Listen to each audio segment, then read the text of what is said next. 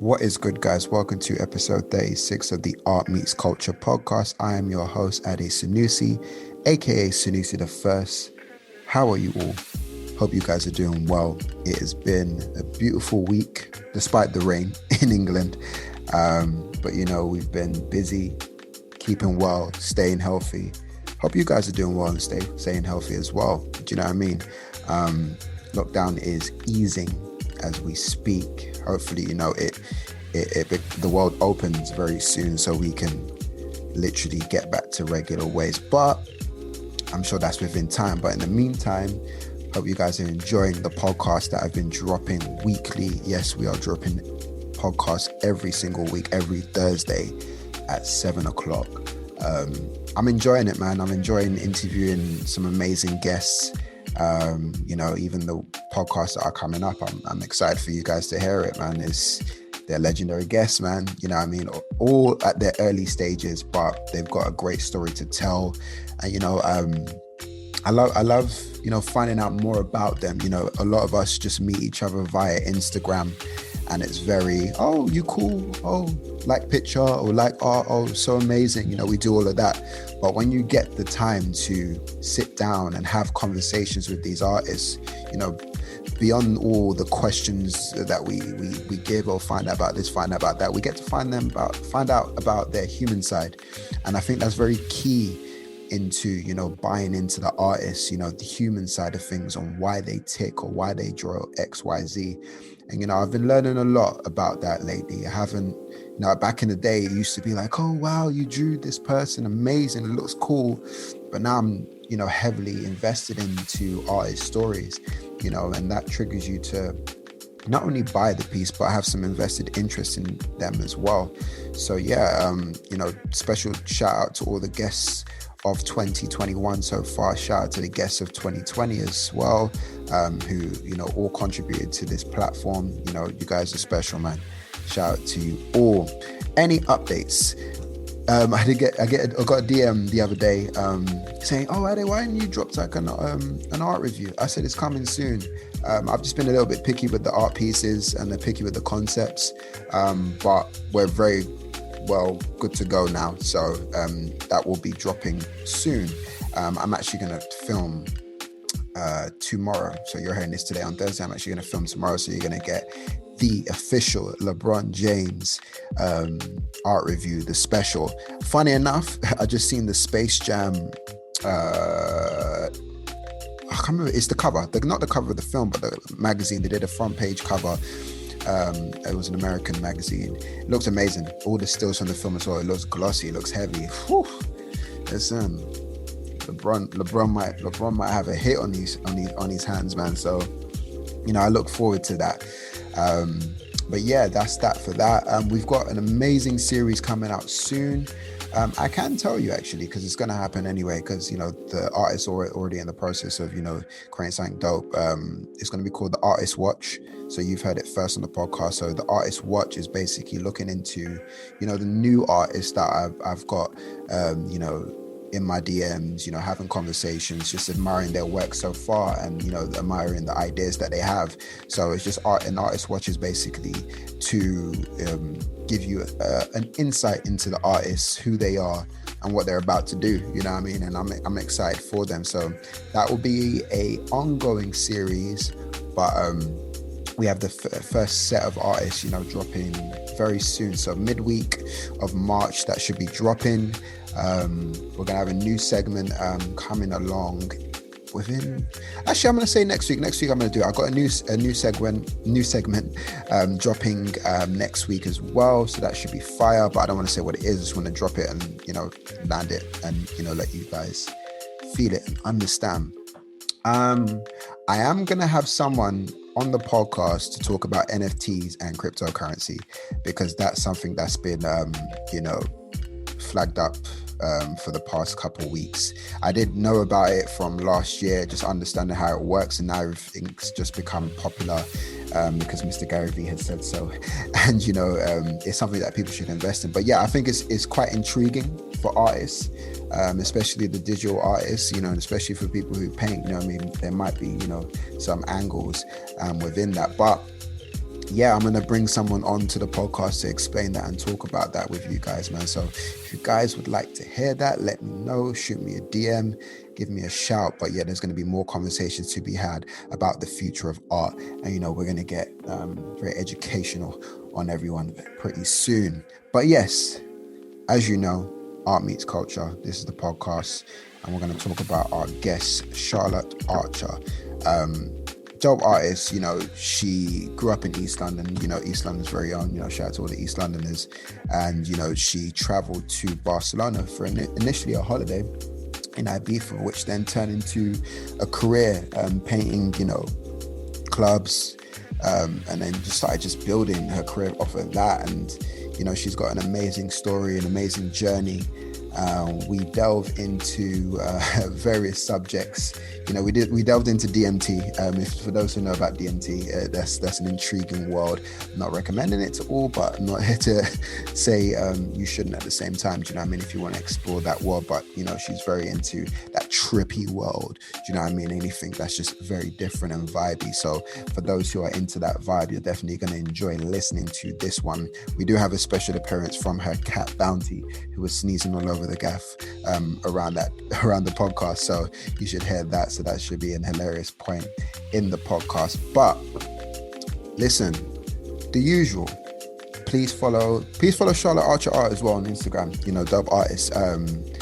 You should have seen the post that we've done today, actually, the Biggie Smalls one. Amazing piece.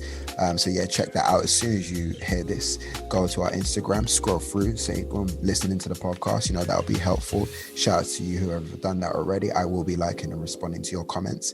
But yeah, the usual. Follow us on Instagram, Art Meets Culture. You know what I mean? Hit us a DM if you want to ask any questions. You know, you want to be a part of, you know, something great with us. You know, let us know. We're down to support. Twitter, A Meets Culture. What else? Oh, Clubhouse. Listen, we got a Clubhouse group, Art Meets Culture. So search for us on our Clubhouse group. You know what I mean? It took a while for that to be approved. I will be coming on Clubhouse quite often now because I just want to, you know, talk about different things and explore different ideas with artists and everything like that. Not the generic ones, but just really have true conversation in terms of how people can grow. You know, I come from a marketing and branding background, and you know, those are sort of conversations I will be having in those spaces. But yeah, join that group if you are on Clubhouse. If you're not, I tell you this for free. Shoot me a DM if you want to be on Clubhouse. I will send you an invite to it because I know it's an exclusive thing right now. I'll shoot you an invite to it so you can join our Clubhouse group. I have I believe I have 9 invites left, you know what I mean? So they've blessed me with 9 invites, so I will send that to you. So shoot me a DM if you want to be a part of that. What else? Yes, on the SoundCloud front, yes, follow us on SoundCloud at Art Meets Culture. Follow us on iTunes if you're an iTunes listener of the podcast. Follow us on iTunes. Follow us on Spotify as well, Art Meets Culture. I am looking to be on more platforms in regards to streaming us. So I'm in the process of Deezer at the moment. So we're looking to grow the audience in different spaces. So if you're up for it, you know what I mean, go let me know what other apps you use and I will be on there as soon as. But yeah, that's about it for the intros of intros. You know me, I love a freestyle intro. But yeah, this is going to be a solid week. Oh, finally, totally forgot. Now it just came to mind. I am doing YouTube live now. I will be doing the same thing, art review, the normal one, just more contained and more, you know, because I love doing the cool edits and stuff like that. But I'll be going into live once a month for an hour to talk with various artists about their work. So send me links, join the live, send me links. I'll look at your work live. You know, we'll do the screen share and we'll literally just be like, yo, we'll talk about your art, shout you out, you know what I mean, get people to, you know, holler at you and show some love from that. But yeah, it's a growing thing. If you're on YouTube as well, I forgot to plug that also, but now that I can plug it, follow us on YouTube at Art Meets Culture. Please do subscribe. It does help. Do you know what I mean? We're a growing family on that page as well. I know we grew strong on Instagram, but if you're listening to this, take yourself and type in YouTube, Art Meets Culture, and hit that subscribe button, and also hit the like button on the video that you like. Our latest video is on there, but we'll be back with the LeBron James version as well. So without further ado, this is Charlotte Archer, based in Barcelona. This is the podcast. she definitely puts her money where her art is, because she then invested herself and shot off to Ibiza and actually doing great things. So you're going to learn about it in this podcast. So yeah, you know the vibes. Let's go. Welcome. How you doing? Thank you. Yeah, I'm good, thanks. Just rushed home from the studio to be here. I'm just having a sip of tea while I talk to you. Indeed. I was saying to you earlier, we're keeping the English traditions even in Barcelona. How's the tea out there anyway? I get English tea. I'm Oh, giving you tips right now. wicked. Yeah, no, That's amazing. I have to have tea every day. It's just part of who I am. So Amazing. But again, thank you for coming on board. I'm happy to have you on. You recently featured on our virtual exhibition, which we done last year, which was great. How was that for you? How was that experience? it was interesting because I'd never seen a virtual gallery before like that. I Yeah, suppose I've never really had the need to make one before last year. yeah. But I don't know if there had been one. I'd never seen it, so I was quite interested to see how it looked. When you sent over the link, I loved it. I felt like I was, like Amazing. in Sims, having a walk around the house. I remember that game as well. Sims was amazing. I used to But love Sims. I It was think is addictive. I have the installation in my hard drive. I Mm-hmm. know if I install it, I'm gonna have a binge of playing that like consistently, and I will forget what I need to do on the day. So I stay away from that game. But the virtual exhibition, yeah, it was great. It was even a new experience for me. I've always been intrigued about the virtual space. A lot of people now get into crypto art, and the virtual experience was great. And we did get some inquiries about the art pieces as well. I don't know if these buyers followed up with anybody. So yeah, it was No, great. So it's thank you for being a part of great. that. It was very special to me as well. Thank you. So the question of questions, where I ask everybody, why art, and how did you get? Actually, intro yourself before we get Okay. into that. Intro yourself. Well, I'm Charlotte Archer. I'm originally from East London, but then I moved to Ibiza just for the summer, Mhm. 7 years ago, or is it 6? It's a long time ago, and I ended up just staying there because I loved it and I didn't want to go back to England. So then I was there for a year doing all different types of jobs, and then when I stayed in the winter, that's when I started painting, and I was just doing it as a hobby. Really didn't think anything serious would ever come of it. Mhm. And then people started seeing what I was painting and asking me, oh, can you paint this for me and paint that for me? And I was like, felt like a bit of a fraud, but I was like, yeah, okay, you want to pay me for this, fine. It's all Didn't right. really know what I was doing. Just Exactly. blagging it basically. And then I started doing some artwork for the clubs in Ibiza, like painting the backdrops and the club decor and art installations, which I loved. Mm. And then I moved to Barcelona a year and a half ago. That was my Okay. cat sneezing. Did you hear that? Yeah, I heard that. I was like, is that could either be the automatic air freshener or someone sneezing in the back. My cat. Oh, bless him. He's sitting next to me. Mm. Um, threw me off now. Yeah. And then I moved to Barcelona because I wanted to just. Oh, I miss living in a city because the winters in Okay. Ibiza are quite quiet, and I wanted to focus just on art. And in Ibiza, although I was painting, I was also doing other odd jobs to make money. So I thought if I Yeah. go to Barcelona, I don't really know anyone. I'm just going to get a studio and just paint. And that's when I started doing my series of series. Is that a word or is it series? Series. Series. Well, you go. I understood it straight away. It's like series. Oh yeah, she's seen me series. Series Yeah. of a series of musicians. I started with Okay. drum and bass, and then I just went off and done a load of random ones from all different genres, and now I'm doing a hip hop one. So that's where I'm at now, still in Barcelona. Yeah, Amazing. my And studio. you have not answered all my questions, but you've dabbled in all the bits that you've been doing in the past during your time in Barcelona. I mean, East London is like, I call it like the creative hub of hubs. Maybe because I'm from East London as Yeah. well, from Hackney. Which part of East were you based? Well, I'm from Romford, so if you're gonna get Okay, so to it's like both sides. kind of on Yeah, the outskirts, but yeah, I was yeah, always in East London. yeah. So like moving from East London, I mean, obviously you went there for a trip, but why did you decide to remain in Barcelona, and why that city specifically? Um, Barcelona is beautiful, and there's loads of creative people here. There's lots going on in terms of like everyone I meet here seems to be either a musician or a photographer, or they're doing some kind of creative work, which I love, which I didn't really find in Ibiza, which is what I was kind of missing, like culture, because there is just the culture is just partying. I would actually like to come back to London. It's just that personal circumstances have kept me here at the moment, but I am missing London now. I've been away for ages. I'd like to come back.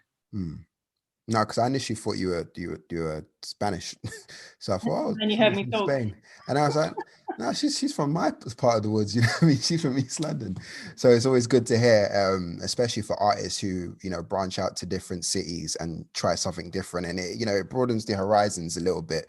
Do you know what I mean? And even looking at your work from the beautiful colors that you use, you know what I mean? I can feel the influence through that. Yeah. You spent like, Definitely kept me here. would you say that again? The weather is definitely keeping me Oh, here. listen, that is the bonus of bonuses, the hot weather, because obviously England, it's Yeah. raining. It's kind of sunny now, but it's not really something that Yeah. sticks. It's the illusion of illusions. Exactly. Yeah, so I mean, you spent your summers in Ibiza, but you working on art productions for clubs. Like, tell us about that and how that went. Well, the first year I did it, I was assisting, like, there was a girl in charge, and she was just like, she'd designed everything and she knew what she wanted, and we just kind of had to, we were the assistants. And which was really fun. It was nice to do something different. I'd never done anything like that before. Basically, it was in DC10, and it was for Jamie Jones' Night Paradise. Yeah. And they've got like a huge backstage area, and they seem to pump more money into decorating that than they do the actual club.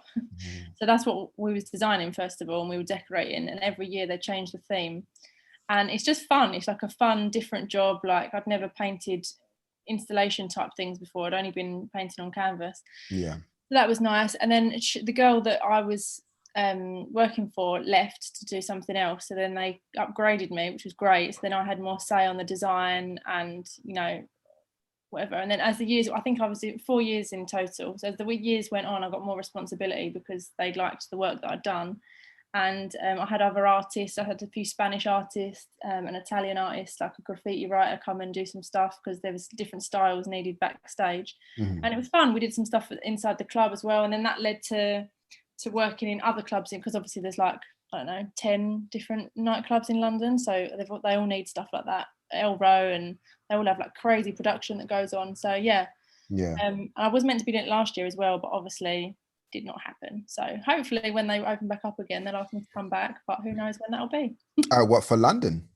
No, for Ibiza last year. Yeah, I think everything's opening pretty soon. I mean, June 21st is the Independence Day of London, when everything starts opening up again. So hopefully everyone else starts to follow suit. Independence Day, that's crazy. Yeah, that's what everybody's calling it. So I know that Shoreditch is going to be a ram fest once it opens. So wow, that should be interesting. Crazy. Yeah. So your series, inspired by your favorite musicians, what inspired that whole entire collection? Well, I started painting portraits because I've never studied art. Like, everything I know, I've just taught myself. I didn't even make it through college because I just wanted to work, and I just didn't like studying. So I went on a trip to Uganda, and when I came, there was a family that I met out there, and they needed help. They had like no home to live in. I got really attached to them and wanted to try and help. But I met one of the little boys. I think he was about 7 at the time. He was absolutely beautiful. And my friend she was a photographer out there, and she took the most amazing photo of him. And I thought, how can I raise money to build a house for them? So then I thought, I'm going to try and paint him. It's probably going to be the worst painting ever, and I'm probably going to never show anyone, but I'm going to try it and see what happens. And then if it's good, then I'll try and sell it, raffle it to get some money, because everything's quite cheap out there anyway. To build a house, for example, is not as expensive as it sounds here. Yeah. But anyway, I started painting it, and I just remember I was sending photos to my mum, and she was like, "Are you painting that?" I was like, "Yeah, Mum, can you believe I'm painting this?" Like it just came really naturally to me, and I was just loving painting a face. I'd never used oil paints before, and I'd never painted a portrait of anyone. So then, as soon as I finished that, and loved it so much, I then was like, right, who can I paint now? And then I painted Mac Miller, because he's my favourite rapper ever. And he just died a few months before. I think it must have been like 2 months before. So I was like, right, I'm going to paint Mac Miller. And I loved it. And I was like, right, who can I paint next? And I love music. So I'm inspired by all musicians, and I listen to all types of music while I paint. So it seemed like I was just so excited to keep painting faces. Yeah. That I was just like, right, who next? And that's how it started. And that's when I started decided to do a drum and bass series. And I did an exhibition on that in London, and then it's all just come from there, really. Yeah, tell us about that your solo exhibition in London. That was your first one, correct? Yeah, I loved it. It was nerve-wracking, but it was full, which is great. Always a bonus. Yeah, always a bonus. And the reason I decided to do drum and bass, because the idea behind it was that I was going to paint. Bless you. Bless you. He's our special guest today, so the sneezer in the back, which is the cat. The idea behind it was that I was going to paint a different genre of music and do an exhibition for each genre. So I was going to do drum and bass and have it in London, in Soho, which I did. And then I was going to do, my next plan was I was going to do it in New York. I'd only just started planning it, but I wanted to do like a Studio 54, like house disco one in New York. That'd be amazing. And then I was like, maybe I can do like a jazz one in Barcelona, or like whoever it was. I wanted it to be relevant to that place. Like drum and bass was born in London, for example. But then COVID cancelled all of those plans, put them on hold. So hopefully this year we can start that up again. Yeah, fingers crossed. In regards to like you helping out the family in Uganda, like did you manage to hit your target for that to help them? Yeah, I did. So we did, it wasn't just me, there was a couple of others. We did an event together, and we did like an auction, an art auction, but there was also other people selling stuff there. Other artists donated works, and we made about 4,000, I think. Amazing. Which built them a house and then contributed some money to something else as well. I think the house cost like 1,500 for a 3-bedroom house. Yeah. Crazy. No, that's beautiful, and that's amazing.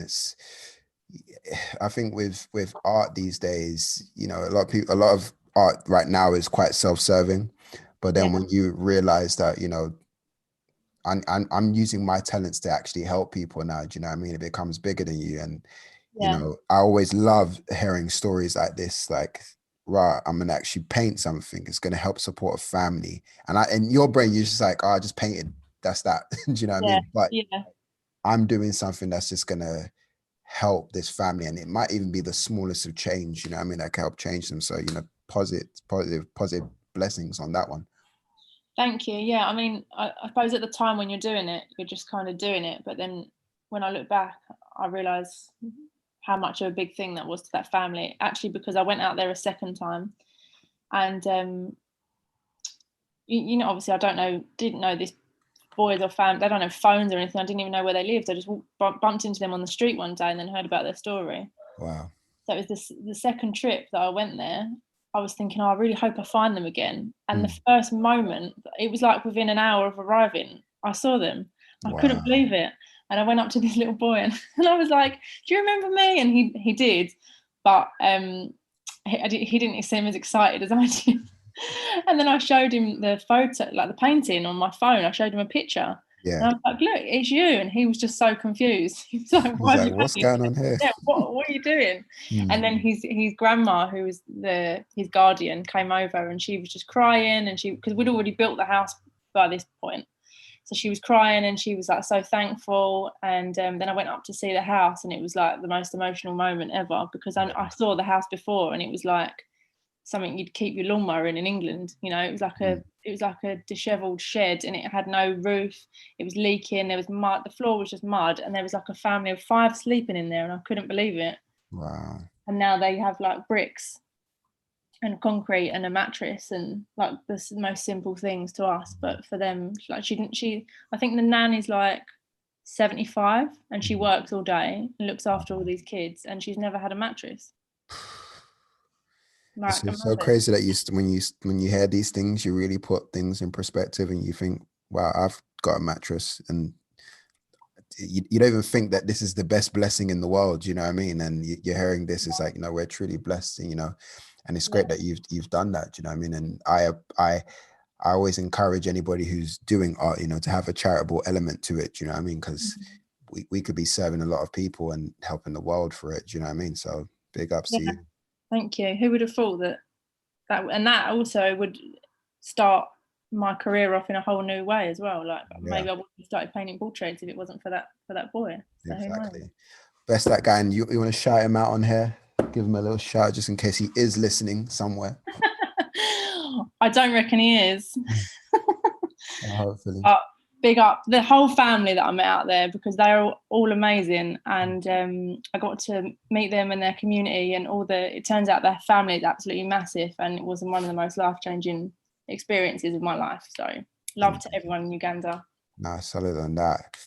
So you're still consistently helping. You're doing a portrait painting for beginners. So you're Oh, now yeah. teaching people your skills and providing them with some value. How did that come about and how are you finding it? That came about because I started painting in a new studio in November. It's a co-working space, which I wasn't sure if I wanted to be in, because before that I had my own studio and I was a bit like, I want to have my own space. But since I've moved in there, I love it because they're all creatives, and it's just nice to be around other people. Sometimes it gets quite lonely painting all day, kind of Yeah. on your own in a room with your headphones on or whatever. But sometimes it's nice to just take a break and have a chat with other people. So I've really enjoyed it. There's a fashion designer in there, and there's who else? Oh, there's a woman that does art therapy. There's someone that does watercolor. So it's nice, and they offer workshops in there all the time. And the owner has been on at me for a while. Come on, do a workshop. And I'm like, no. Like, I don't, because I didn't go to art school. There is a part of me that doubts my own abilities and feels like I can't teach others. But she's basically twisted my arm into it, so that's why I'm doing it. Big ups to her, man. That's sick. And like a lot of people don't know that they can actually still be artists because they just think, oh, it's too much, it's too big, everyone's drawn to this high level. But Yeah. it's great that you're showcasing to them. It's like, look, start at the basics and then work your way up. So it's always amazing to have these extra lessons in play. Yeah, and what the main thing I want to, maybe it's partly because I don't know if it's because I doubt my own abilities, but maybe it's partly because I don't want them to. I mean, sometimes I look at these portrait painting tutorials on YouTube, and they're obviously people that have been to school, and they've got all these techniques that I've never even heard of, and it's really quite overwhelming, all these different materials they use and all these different techniques, and I'm just like, wow, I didn't know any of that. Doesn't So it give you like how can I put it, like some extra freedom, like, oh, I didn't know. So it's like a fish out of water, so to speak, that you just find out these things now. yeah, true, it does, but then it also makes me kind of think, oh god, there's so much I don't know. But I so think I think that's good. It kind of forces you to learn. Do you know what I mean? And yeah, the fact true. that you're looking at, because even with me, it's like I didn't know from Adam how to do a podcast or Yeah, how to do an event. I just said, you know what, I'm gonna do it. And as you're doing it, you then realize how much more you need to know. Because I remember yeah, doing that. I think all my exhibitions that I've done, we've done about 23 now. Apart from the digital one, to then go on a course to then have them tell me you didn't have public liability insurance for anything. Like, why didn't you have that? That's like one of the basic things. And you're thinking, oh, I didn't know I need to have that or this or this or that. And it's these things that you just pick up along the way, but it makes you more sharper. Do you know what I mean? yeah, So, definitely. don't feel too intimidated by the great professionals of the world teaching on YouTube, showcasing you new things. But I think it's probably making your art even better. Do you know what I mean? Seeing what you've done, over the past few years. Yeah, maybe. And when I do the workshops on Saturday, actually, this is the first one, and I just want to, because I'm going to do some like art exercises with them, like warm ups and stuff, because they're beginners, so they may have never even painted anything before. So I've asked them to send me some pictures of someone they'd like to paint, and I'm going to like print them out and whatever, and I'll talk them through the painting. But one of the things I want to be like clear on is that don't judge yourself on the next person's. Don't expect to go home with something that's like hyper realistic and looks exactly like who you've chosen, like Bob Marley, for example. It's not going to look exactly like Bob Marley. If you want to make it purple, make it purple. Like it, I want it to be more about like use your own creativity and expression, like, and you can use big brush strokes or small ones. You're going to be using different paint brushes, so don't worry if it doesn't look like the ones next to you, because it's so easy. Because I do it. It's so easy to like compare yourself to others when you're an artist, especially with Instagram, constantly looking at the most amazing artists and thinking, how do they do that? But then everyone's got their own style, haven't they? And that is art. No, that's amazing. And again, it's always about lessons and learning and pushing forward onto it. How has this whole entire COVID pandemic impacted your whole art career currently? How has it made you adjust? Well, first of all, I lost my studio that I was painting in before. No, it's fine. It was a good thing, actually, because then I ended up painting at home, which I enjoyed for about a month, and then I hated it. At first, it was like really convenient to be working at home, and then it was like really boring because we weren't allowed out in Barcelona. We weren't allowed out at all. Yeah, I heard the rules because my missus' sister, she lives out there. She was just telling us that it was just locked galore. Like they were heavily strict out there. So, tough to hear. It was crazy. So I'd finish painting in my bedroom, and then I'd be like, well, I'll just go and relax after work on the sofa then. And it was just like my whole summer was spent in these four walls, and it was just like too much in the end. Yeah. So but to be honest, when the first lockdown came in last March, I was like thinking quite negatively. I was like, great, that's it. Like no one's going to be spending money on art at all. Like loads of people are out of work. They're scared about money. No one knows when this is going to end. Like art is not a necessity, so people are not going to buy it. And I was just thinking, right, that's it then. Like this is the next few months are going to be hell. But it was the opposite. It turns out that people were at home, spending more time at home, wanting their homes to be nicer and wanting to decorate their walls with art and wanting to like feel something. And people seem to be going towards more like music and art and things like that to make them feel better. And it was actually, I think, whenever I painted Erykah Badu, I think it might have been April or May, was my best month I've ever had, because I sold so many prints of her and I couldn't believe it. I was baffled. So in that way, it worked well. And then who knows? Right now, I don't really know. January and February have been a bit quiet for me, but hopefully now that everyone's a bit more excited about going out, and now hopefully with the restrictions being lifted, I can start to think about exhibitions and stuff again, because obviously that all got cancelled for me last year, which I was gutted about, but wasn't the time, so it's fine. I'm over it. All good, and that's like extremely positive. And COVID's just been one of the weirdest roller coasters of life. I'm even shocked that we're actually coming to a halt and there's a date for it. Do you know what I mean? So it's exciting, but I don't want to tell everybody to hold their breath, or don't hold their breath, rather, because Boris can change his mind at any moment in time. But we stay prepared and have our fingers crossed and everything like that. Exactly. You never know what's around the corner. Like nothing would surprise me at all anymore. Like there's no news in the world that would shock me after last year. Exactly. Insane. So you talk about a great thing for you is making like art your full-time job. A lot of people, that's a dream for them, I mean, to not pay attention to their 9 to 5 and make it a full-time. Like how was that process for you, and what kind of advice would you give to someone pursuing the full-time way of doing things? Well, for me, I kind of just went into it. I had no savings. I hadn't like prepared to like leave a job and then like saved up to go full like to be a full-time artist. I hadn't really prepared it, like planned it. It Mhm. kind of just happened that I was like painting, and then I thought, oh, maybe I can make this a full-time thing.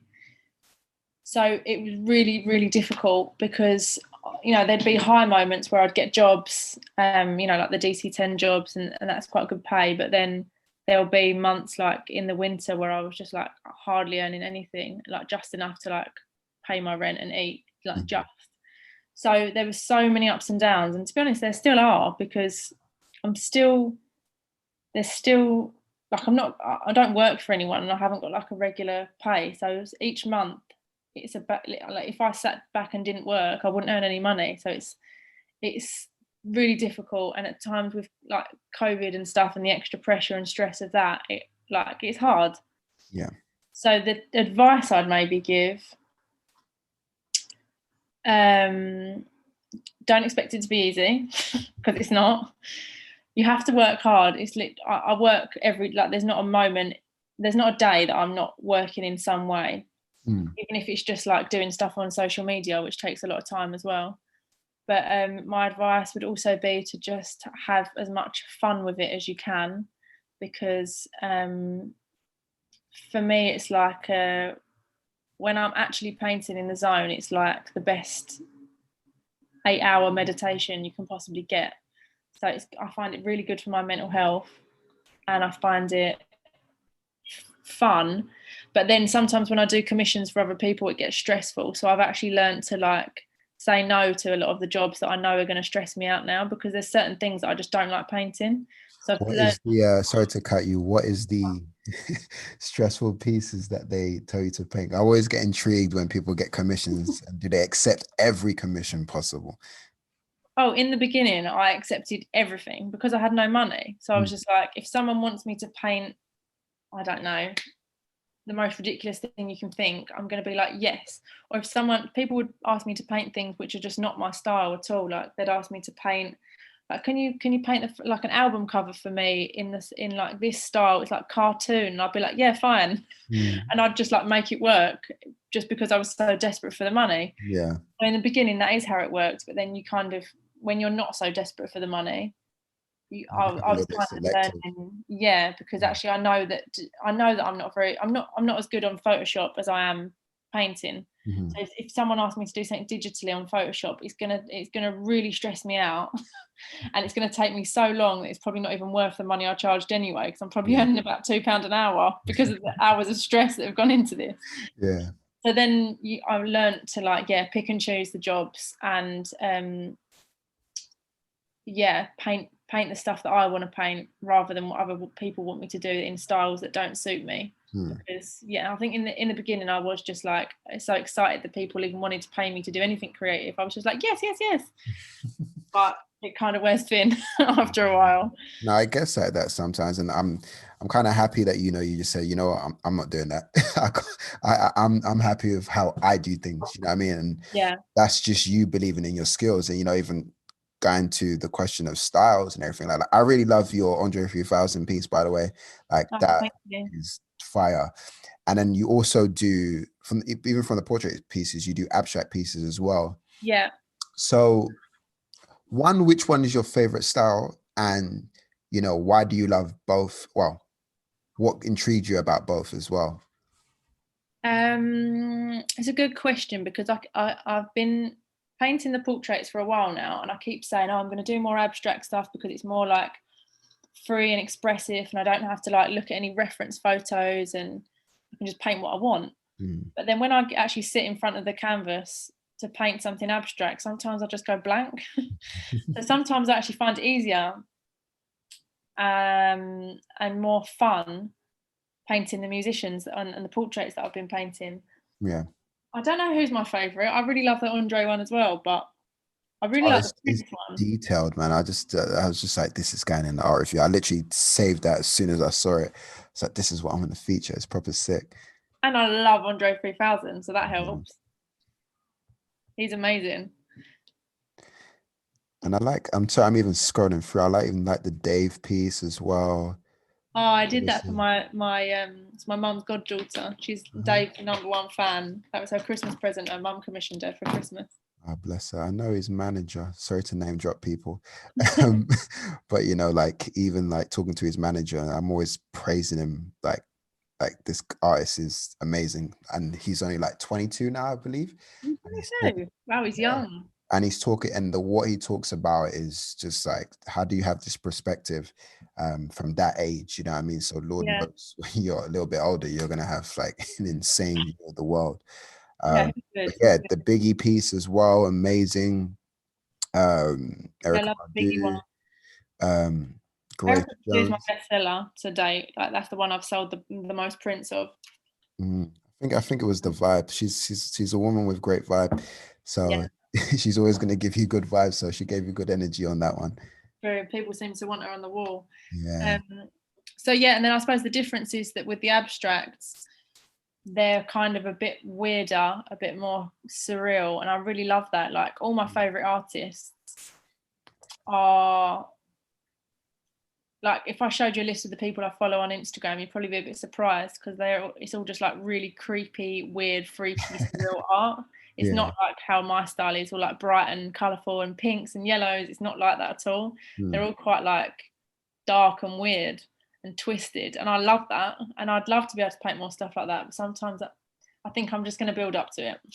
I Sometimes, think I think that could be like a secret series you can work on because you know yeah, obviously as you know like social media and you know the general fan will look at it as, oh she drew Erica Badu, she drew Dave, so it's quicker. So yeah, now it's just like, look, I've given you like all the glitzy glam. I'm yeah, going dark for a bit. So yeah, let me start drawing that. So I think that would be exciting and just give a different perspective. And you know, that's why, you know, I like artists like Basquiat because it's too. not when you look at it, people can look at it as a little bit childish, but I look at it and think like, what was in this guy's head and why was he Yeah, telling the story within that? So you get people to think a little bit deeper. there was Beyond a just little seeing it as message. like a celebrity. Sorry, say that again. You look a little bit deeper when it's just not a celebrity portrait. Do you know what I mean? Yeah, yeah, exactly.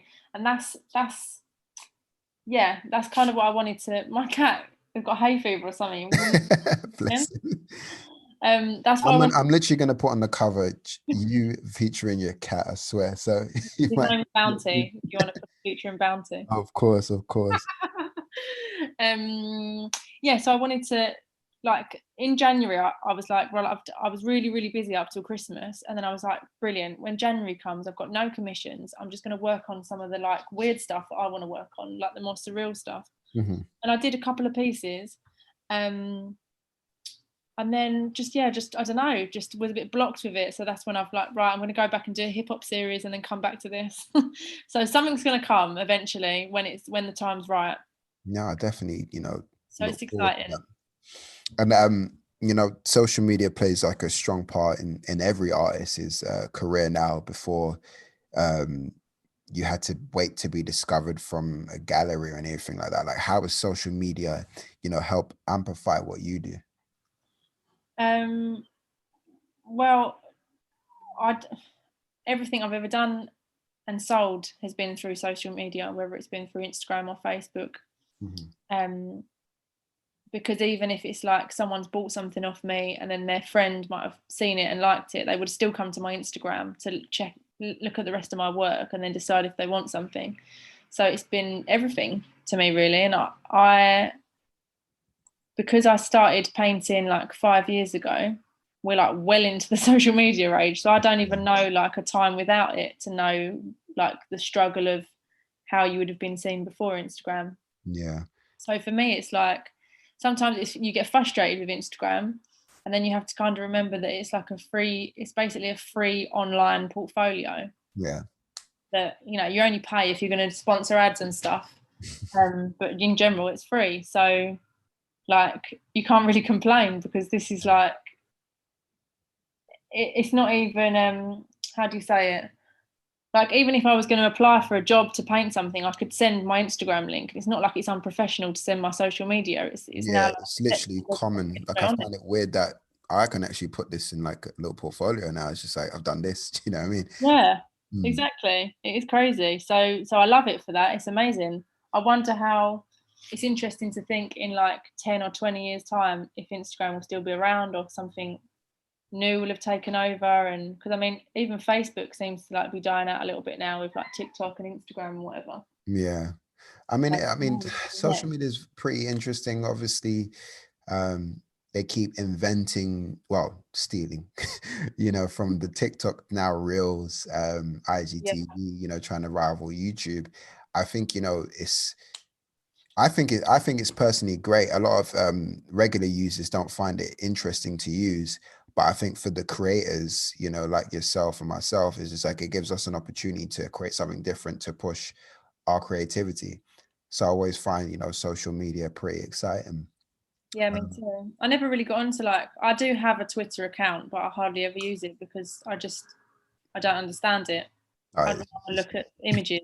yeah, you know, even though Gary Vee says be on everything, but it's like, mate, let's be on the But thing. yeah, he does, doesn't he? Yeah, it's just like be on Twitter, be in this, be on that. I'm like, I'll try, but you know, Too we much. can, you know, we do what we can. Um, like you're, you know, promoting yourself on Instagram, you know, doing the whole independent route. Is there a I won't say a dream, but is there like a vision of you having your work in an actual gallery? Because I think, you know, a lot of artists are now thinking, do I even need a gallery, or would you like your stuff in the gallery? I don't know. I was having this conversation the other day actually, and someone asked me the same question. And my first response was like, no, I don't want my art in a gallery. I don't want someone taking a percentage of my work and Mhm. whatever. But then we kind of dug into that a little bit deeper, why that was my response. And I think it's just because the people that have approached me to be in their gallery or in their shows or whatever so far, I just haven't had really good experiences with them. Like I didn't like the way they approached me, or they was, you know, like a car salesman but selling like really dodgy cars. Yeah, That's how I felt it was. And yeah, then they were like, yeah, you only need to do this and you only have to pay like 500 quid. And I was like, no, wait, what am I actually paying 500 quid for? It just felt really dodgy, the whole thing. And then it yeah, wasn't even like proper legit. Well, it was a legit gallery, but it wasn't somewhere amazing that I'd love my work to be. You know what I mean? yeah, But then he was like, well, but if it was an amazing gallery and like, you know, you had your work in Paris and New York and Milan, wouldn't you go for it? And I was like, well, yeah, of course I would. So I suppose I think I was just thinking of it in a negative way because of the way I'd been approached before. And because yeah, also I've never had any help from anyone before and I'm able to sell my work. But obviously, if you start going to galleries and, you know, doubling your prices or whatever, because obviously they take the commission, I'd be happy. I'd be yeah. happy to be selling my work for a lot more money than it already goes for, Hmm. obviously. So it just depends if it was the right place. But yeah, I'd be open to it. It just depends. Depends on the circumstances, situation, the people seem trustworthy. Or also another thing I don't like about it, which is obviously not true for all galleries and art, all galleries, is that sometimes it's a bit like pretentious, that whole like art scene. Of course. Yeah, Managed to not be involved in any of that at all yeah. up until now. So, and I quite like it like that. I'm just like in my own little bubble. But the pretentious ones tend to have more money, don't they? I suppose. Yeah, it's if you know what, like with the whole art scene, I mean, that's like one of the main reasons why I created the platform when were focused on events was look, I know people really think that art right now is just pretentious people in a gallery space making up stuff about art. So we was like, Yeah, look, let's bring our people, our culture, people who paint the culture in this space and just look, you know, I don't even think about wearing a suit. I'll tell them, you know what I mean? Come in as yeah, you are. Do you know what I mean? Just to give a different energy and a different vibe. And yeah, there's a few platforms that do that well. You know, we have creative debuts. They're one brand, you know, that does that well. In Atlanta, we have Trap House, Trap Museum. There's no Trap yeah, House. Trap Museum is one. I was having a conversation with them, and it's just like I love how they just bring that aesthetic and vibe, and it makes the common person who probably is not paying attention to art get involved. You know what I mean? And definitely. it brings because you're painting the culture. So it's just like, look, we already have common ground. So, you know, they see that Andre 3000 piece, they're like, oh, that's my guy from Atlanta, you know, this album, that album. Then they start having conversations about that. That's beautiful within itself, and that can make them buy it instead of you telling them, oh, I used this paint or I did this and this, that. It's like you're basing it on the love of music and the love of culture. And I think that's a good base that a lot of these potential galleries don't have. Do you know what I mean? They're very reliant on history and time, but the time is now for what's going on now. We're capturing it and we're, you know, selling that between each other. Exactly. Yeah, I totally agree with that. I would, if I was going to do an like be in a gallery or an exhibition or whatever, I'd want it to be, I wouldn't want there to be full of people in suits, because that's not my vibe. Like, I'm painting drum and bass portraits, hip hop portraits. Like, it doesn't fit into what I'm doing anyway, really. And I want it to represent the culture and the way I grew up, and that wasn't wearing a suit. Do you know what I mean? Yeah. And I don't, because I didn't study art again, and you know, I don't know much about the history of art, to be honest. Like, I've sometimes been caught in conversations with people that I've said, oh yeah, I'm an artist, and they start going, oh yeah, do you like the work? I'm name dropping people, and then I'm having to decide on the spot whether I pretend I know who it is, or whether I just say, like, just admit that I haven't got a clue who they're talking about. No, you should always admit it, because with me, someone will tell me about artists, but it's how you say it as well. Because I know a lot of artists, but they'll tell me one that I don't know. I'm like, oh, let's say David Hartz, for instance, an artist. Have you heard of David Hartz? I'll be like, David Hartz? No, tell me about him. So I make them, I kind of draw out of them rather than saying, no, I don't know. I said, you tell me about him, because do you know what I mean? So it's how you deliver it without feeling like, should I know this? You know what I mean? It's like, oh no, tell me about it, man. It sounds interesting. Do you know what I mean? So you kind of just have to deliver it in a different way. Do you know what I mean? True. Yeah. I think sometimes I just assume that they're probably like a really, really well-known artist and I should know. So I'm like, maybe I'll just nod along. Listen, I forget some well-known artists, but then I always tell them I will remember their work though. Do you know what I mean? But again, you know, we don't all have to be art historians to know what's what. You know, I definitely mention a lot of the popular artists on hand, but like now I'm looking into more deeper artists who have done stuff that are not even mentioned in the world. But even talking on that, inspirations, like who are your like art inspirations throughout your career? Mine? Yeah. Well, the girl that inspired me in the beginning is an artist that lives in Ibiza called Francesca. I don't know what her real name is, but her name is Francesca Love Artist. And she is very spiritual and paints lots of sacred geometry and mandalas, and she's like a little spiritual angel goddess. And she was painting all these mad like geometric shapes, and I was just looking at her work and noticing that she was just traveling around the world doing it. I saw she was doing it in a festival in India, and she was doing it somewhere else, and I remember thinking, because I was painting a similar style at the time. When I first started, I was doing lots of sacred geometry type works. And I remember thinking, is she actually getting paid then to go around the world and do this? And that's the kind of first time I thought, well, I can do this then if she's doing it, because I can see what she's painting it was a lot better than mine was at the time. But I was like, I can definitely teach myself to do that, and I can definitely like have this as a full-time career. So she doesn't know it, but she's the person that very first inspired me to start painting when I was living in Ibiza. Amazing. And she still makes amazing work. She's had a baby now, so I don't think she does as much painting, but she still uploads stuff, and I'm still like in awe of it because it's so like complex. Her designs. Do you know who Alex Gray is? Alex Gray, tell me about him. See, I don't know. Alex Gray is, I'm going to send you a link to his work afterwards. Oh, what does he call himself again? It's like everything he does is very sacred, and it's all I'm typing his name now. Alex Gray. Is he mystic visionary artist? Yes, and all of his stuff is super psychedelic. This is very Doctor Strange. I love it. Yeah, and based around like ayahuasca trips and DMT visuals and Ah, stuff like that.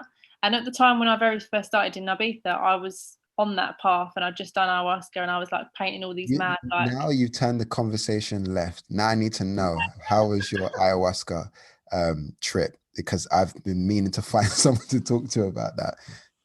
right. Well, I can send you afterwards because I wrote it all down Oh, after. amazing. I'll send you that because it was quite a few years ago now, so I'll probably miss out a lot of details. But yeah, I mean, it was intense, and I drank it 2 nights in a row.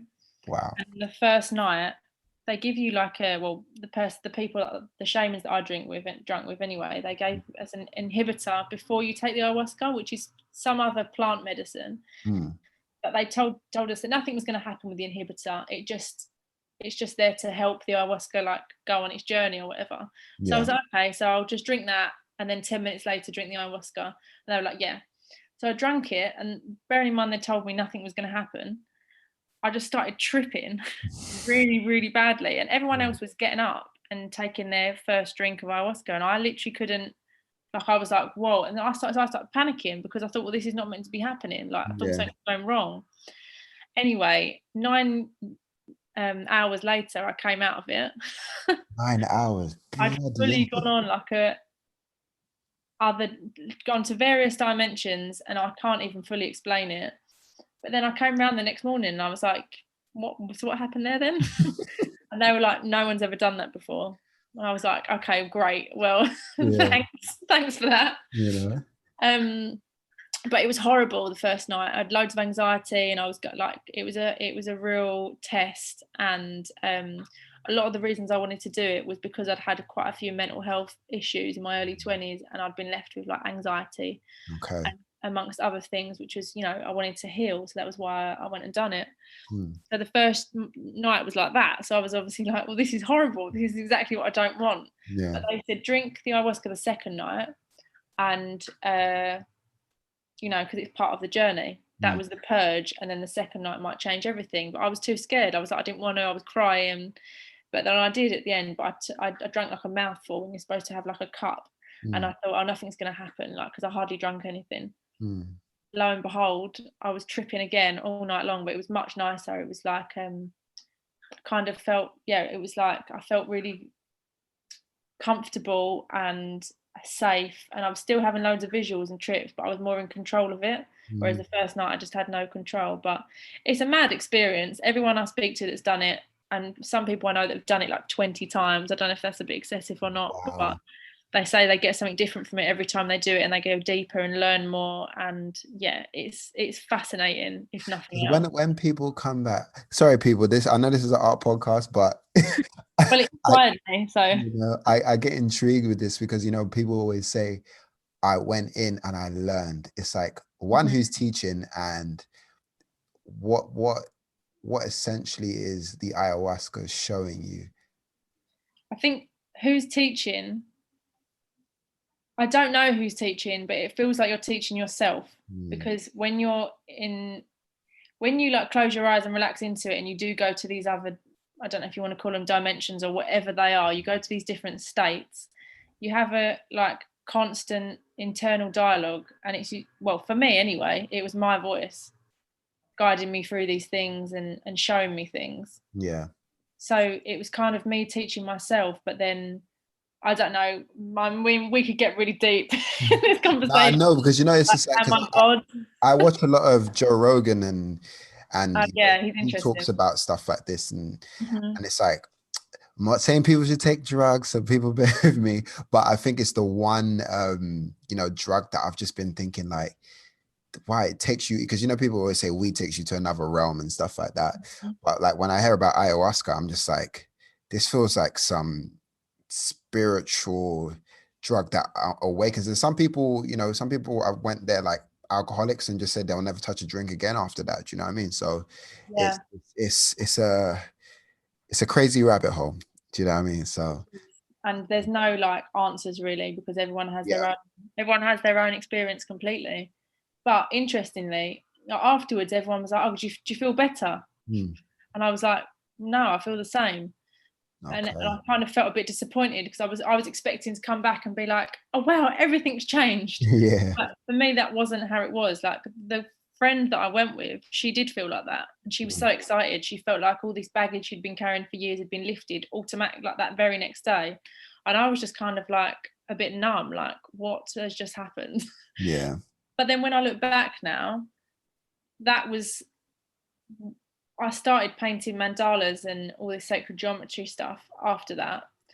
And because of that, and I also gave up drink and drugs completely about 10 months after, and that was like 6 years ago. So I've not drunk anything since.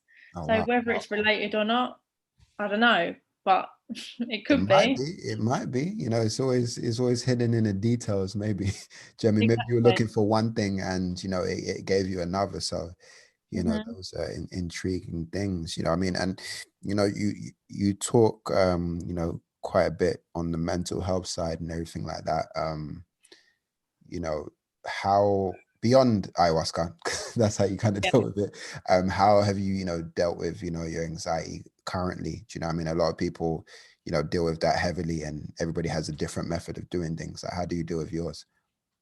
Well, mine comes and goes, so I could be fine for ages and ages and ages, and then stress or stuff that happens in life will trigger it again, and it will come back, and it's horrible. Hmm. Um, and I had it like really, really bad when I was 21. Like I don't know what exactly happened, but it was, I'll call it a breakdown. I didn't leave my house for like 3 months, and I was scared of everything outside my front door. It was like a total, I don't know, something Wow. mad happened. Hmm. So I kind of know how to deal with it because I've dealt with it for so long. But I paint, I exercise, I get out in nature. One of the reasons I live in Spain still is because the weather's nice. So Yeah. going to the beach and getting in the sea makes me feel loads better. But obviously, I know that's not available to everyone. I have started seeing a therapist again as of like the last 2 months. I think it's all to do with COVID stresses and Yeah. everyone around me having lots of different stress things that are close to me and taking on other people's stuff as well as everything else that's going on. Hmm. Travel restrictions and not being, I haven't seen my family since last summer, and I don't know, money issues, and there's all this sort of stuff that builds up and just causes anxiety. So Yeah. therapy I always recommend because I think it's great. Yeah. And but yeah, going out for walks and things like that, it always makes me feel better, and doing what I love, which is painting. And I also read a lot of I listen to a lot of audiobooks and podcasts and stuff on mental health, whether it be like Amazing. Russell Brand type podcasts or a lot of more like spiritual books on audio, on Audible, or I don't know, there's loads of anxiety related books as well.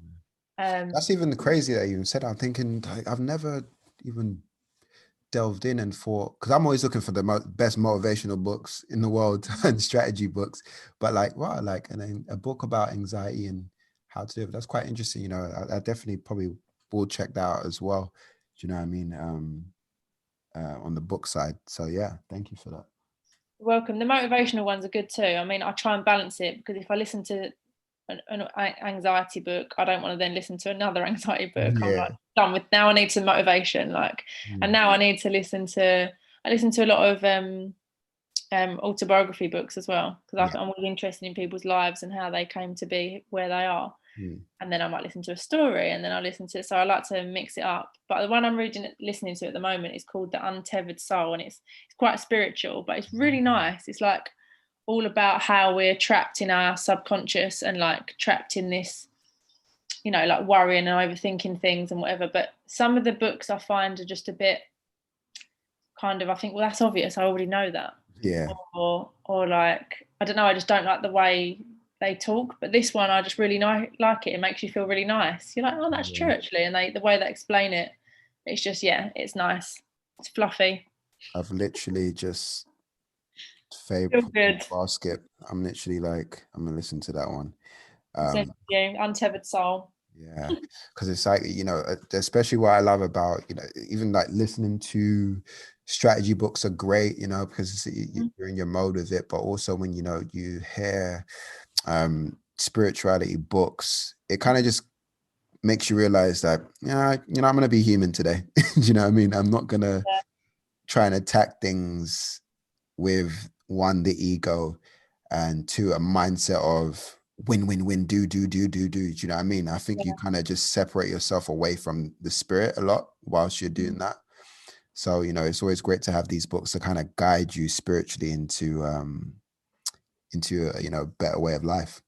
definitely. And then I like the motivational ones because we all need a bit of motivation sometimes, and that is when I feel my best and my happiest is when I've got loads going on, like when I'm super busy and I've got loads of projects and deadlines, and that's when when I look back on my life, those periods where I've had loads to do and I've been going to the gym all the time and filling all my free time with like exercise or going out and seeing my friends, like just constant plans Hmm. and work, that's when I've been my happiest, which I think is why now I'm struggling a bit because I've not, you know, we can't do any of those things and I'm missing loads of people, and I've got stuff to paint, but there's no like the deadlines of things that I'm setting myself, which sometimes you can take a bit less seriously. Do you know what I mean? So I feel like Yeah. stuff slowed right down, which has maybe unleashed the beast a little bit in a bad way. Yeah. So the motivational ones are very good to keep you on track, aren't they? Yeah. And which ones are you reading now? Like, which one would you recommend? Let me get my app up. So, because I've got a bad memory, I don't remember the names of anything. Oh, go for it. So, um, I read one. Oh, I liked this one actually. This was about art. This one was called Art, Money, Success Okay. by an American author called Maria Brophy, and that was good because it wasn't just like motivation. She was actually, each chapter is a different tip into, you know, like tips into whether or not you should get your stuff in a gallery or who you can reach out to, and it gives like I don't know, I just found it really insightful and really interesting. Yeah. I think it was because she's not an artist but her husband is, and he Okay. paints surfboards, and she has basically managed him throughout his whole career, and now he's, you know, he's some amazing artist that's known around the world. Hmm. And it was kind of how she'd done it really, and it was good. And what else? Oh, I liked that. Have you read that Shoe Dog? The one Yep. about the Yeah. Nike book. Yeah. Big Love book. that. Amazing book. I got the audio and the physical book. I had to get both to make sure I read it twice. I might read it again soon. Yeah, that was wicked. I really like that one. What else is on here? Quite a lot. Didn't realize how many I'd read. There's one called the Little Big Things. Have you heard of that one by I've heard Henry of that Craig? one. Yeah. He's the guy that he went on holiday when he was like a teenager or maybe like 20 or something, Mhm. and had an accident in the sea with his friends, and he's paralyzed. And he's now like a motivational speaker, and he's an artist. He paints with his paintbrush in his mouth, I think and I've he's seen amazing, that. and Yeah. he sells them, and he's got a website of all his works on, and he's like, he's still paralyzed. He can speak and that's it, and move his head. He can't move his hands, like he's completely paralyzed Wow. forever. And it's just, you know, like it helps. I was recommended it for someone, by someone, to help with that, my anxiety, because he explains how obviously after he had it, he had the worst anxiety where his heart was actually stopping beating because he was so like having such bad panic attacks because he couldn't move. And it was like a totally new thing, and how he's adjusted to this new life. And he's like, I don't even want to move like anymore. He's like, this is me. Like people feel sorry for me and I don't understand why. He's like so grateful for everything he does have. It just makes you like look at the world in a completely different way. So I really like that book. Those type of books definitely give you a perspective because I haven't even read the book and I'm just feeling the energy of it now. Do you know what I mean? Like someone who became paralyzed and still hasn't even given up. Do you know what I mean? And he's still powering through where, you know, people on the outside looking at him thinking like, oh, they feel Like poor bad and stuff. guy. You know, Yeah, poor guy. But his mindset is just, he's showing an elite mindset of just like, nah, I'm not defeated out here. Do you know what I mean? exactly. He was on is it is it Fern Cotton, the one with the blonde hair? I think so, yeah. She's got a podcast, something along the lines of Happy Things or something like that it's called, and she gets guests on all the time, and it's um all about good mental health really. They're talking about Yeah, anxiety and Feeling Cotton's depression. Happy Place. That's the one. Happy Place, that's Yeah. it. And she had him on there, and that's how I Oh no, my friend told me about him, but then I also saw listened to that as well. But she gets quite a few good guests on there. Yeah. It's just a nice feel good listening to when sometimes you need it. No, I like it, man. And again, the perspective. Do you know what I mean? It's always good to hear other people's stories and hear perspectives, so you're not really like too bogged down about your situation. So those things definitely help. I love reading other people's stories. I'm fascinated by other people. I don't tend to read that many, that much, like, sorry, Mm. that many like novels and stories. It's more like people's stories, real people's stories. Yeah, no, that's good. So yeah, I mean, I'd even mention the fact that you spent time in television and film. So that's intriguing from doing art and that. Like, how was that experience in that? Um, that was amazing. That was my first like taste of doing something creative, because up until then, like I said earlier, I left college, I dropped out, wasn't interested. I just wanted to go and get a job and earn money and go traveling. That was all I was really thinking about.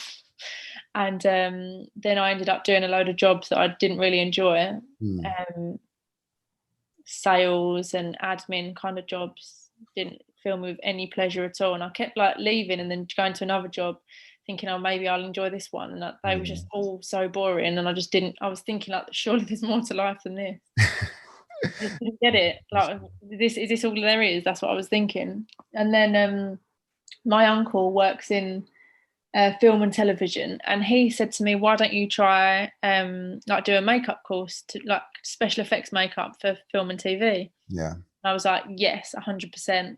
And so I found one in Camden and I joined up. It was like a 3-month course. I loved it. I was the youngest person on the course. I was 19 at the time, and everyone else seemed to be quite a lot older. Hmm. And so it was a bit daunting in that way, but it was so much fun. We learned everything from like, we learned how to thread wigs, to make wigs for theatre, and we learned how to do like bruises and cuts and scars and on the face. And I loved it. I loved all like the gory makeup. And then once we finished, we got the woman that ran the academy. She was like an award-winning makeup artist, and she got. Yeah, I did my research on Did her. you? Yeah, she done Wonder Woman, and Oh, did she? yeah, she did. She had a credit on Wonder Woman. I was like, oh, she learned from one of the best. Right. You know what I mean? Yeah, no, she was amazing. She took us on Sherlock Holmes, and we was all like um, Wow. putting like muddy knees on the extras and the kids. Sherlock Holmes, bruised knees. Yeah. So yeah, it was fun, and then we got a few jobs off of the back of that, and I did that freelance for about a year, and then I went traveling, and then I came back and I had no money at all, and was like, now what? I didn't have any of my makeup kit because it's all quite expensive to buy. When I went traveling, I went to Australia, which is where my uncle that was in TV was living at the time, and he got me a few jobs out there. So I was kind of doing it a little bit, but then went to Thailand after, and it all just kind of went out the window. And I came back to London, ended up getting a normal job because I was like, I just need some money like now, and that was it. I never went back to it. After that normal job, I ended up going to Ibiza, so that was the end of that. But I do really, really value everything I learned there, because I was mixing with so many different people, and before then I'd only ever been like at school in Romford. So it really like opened my eyes to like all these different people from different backgrounds and different ways of working, and like it is possible to work in a creative job. And I just was a bit young and wasn't sure how exactly to do it, but I think it was like, yeah, one of the most valuable things I could have done. I loved it. No, that's good, and you did it, man. And you've gone like full circle. Do you know what I mean? And experienced a lot. And it's a beautiful journey, and it's a journey that's just going to keep excelling. I was even thinking, you doing the gore stuff and all the horror makeup and stuff like that, bruises. You might have a Halloween collection coming. I don't know. I'm assuming for you, when it Oh, comes down to it, you never know. That might be your next one. I mean, delving into that world. I do get lots of calls on Halloween. I do tend to do makeup for everyone on Halloween. In Yeah. Ibiza, they take it really seriously out there, and there's all these huge parties for Halloween. I usually have Yeah. like a queue out the door because I go and get all the makeup and I do everyone. It's like my busiest day of the year in Ibiza, but I don't know how it is here. That's cool. I That's love it cool. But still. yeah. Um, so where can everybody find you? Where can they see you on your socials and everything like that? On Instagram, is probably where I'm most active, and it's charlotte.archer.art. And I have got a website as well, which is challycreations.com. And that's it really. I don't really use my Facebook page much, and I'm not really a YouTuber, so find me on Instagram. That's the best place. Main space and the main page. Charlotte, thank you so much for coming on board, man. I really appreciate this conversation. Thank you. It was really nice. I'm definitely going to send you the ayahuasca information as Yeah, well. let me know. To the people who are asking this, are they going to do ayahuasca? I'm not doing it anytime soon. I'm just intrigued, and I like to know, and I like to have knowledge. So, yeah, no, I appreciate that, and yeah, send that through. I follow the other artists as well you mentioned. If I'm lucky enough, I get to interview them one day and have questions, more questions about their ayahuasca journeys and stuff like that. But yeah, no, that's so cool. Cool, thank you. And No I love worries. your page and your platform, and Really appreciate it. I've discovered so many cool artists from the people you share, so I love that, because a lot really of appreciate paint it. similar things to me, obviously, like I see them painting similar, like art, like musicians and stuff to what I paint, and it's really nice seeing everyone's different styles. So yeah, thank you for putting us in touch with each other. No worries, and it's great to know, because again, I just repost people I see that's talented, and I then forget that people are actually connecting through this page. Yeah, we do. So it's amazing. I hope to see amazing things happening off this app. Well, if Boris is right and we get to open the wells from the 21st of June, I get to see some amazing things happen, and we've got some amazing things in store as well. So I definitely will contact you about that. Woo, wicked. Amazing. Thank you. All right. Thank you so much. You take care. Speak soon. Bye. Bye.